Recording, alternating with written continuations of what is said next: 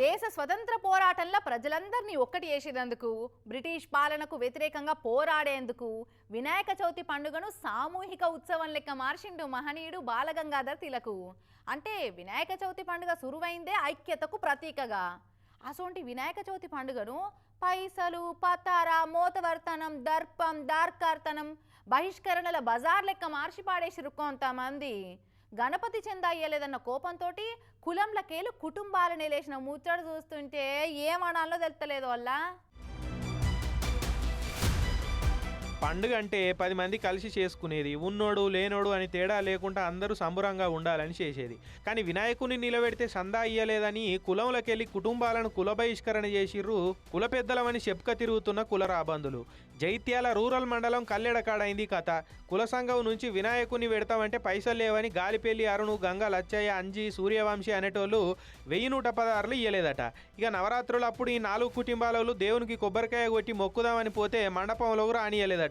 మీరు సందా రాస్తేనే దేవుని దర్శనం చేసుకోవాలి, కొబ్బరికాయ కొట్టాలి, సందా ఇయ్యలేదు కాబట్టి మిమ్మల్ని రానియమని చెప్పి అడ్డం పడ్డారట కుల పెద్దలు. నిమజ్జనం అయినాక కూడా సందా ఎందుకు ఇయ్యలేదో పంచాయతీ కూడా పెట్టిరట. పైసలు ఇయ్యలేదు కాబట్టి కులంలోకి వెళ్ళి బహిష్కరిస్తున్నాం, వీళ్ళతోటి ఎవరన్నా మాట్లాడినా, వాళ్ళకి ఏమన్నా సామాన్లు ఇచ్చినా, అమ్మినా, కొన్నా వాళ్ళకి 25,000 దండుగేస్తామని స్వయం ప్రకటిత కుల పెద్దలు చాటింపేసిరట. అంటే కోపంగాని సందాలు జమ చేసి దందా చేసి ఆడంబరాలు చేయమని దేవుడికిన చెప్పిండా, లేనోళ్ళను చీపుగా చూడమని దేవుడు చెప్పిండా? ఏం మనసులు ఇల్లు, ఏం చీకటి యుగంలో బతుకుతున్నట్టు. కొబ్బరికాయ పైసలు పెట్టిన వాళ్ళు కొబ్బరికాయ కొట్టాలన్నారు. అయ్యో దేవుడా ఎట్లా అని నా ఇంట్లో నేను చిన్న గణపతి పెట్టుకున్నా సార్. మరేం చేద్దాం, మరి నా దేవుడు నాకు కానీ చిన్న గణపతి పెట్టుకొని మా ఇంట్లో మేమే సార్ దిద్దుకొని అప్పటికి వెళ్ళిపోయినా మే ఎట్లా పెట్టాలి సార్? మాకే తినడానికి తిండికి లేదు.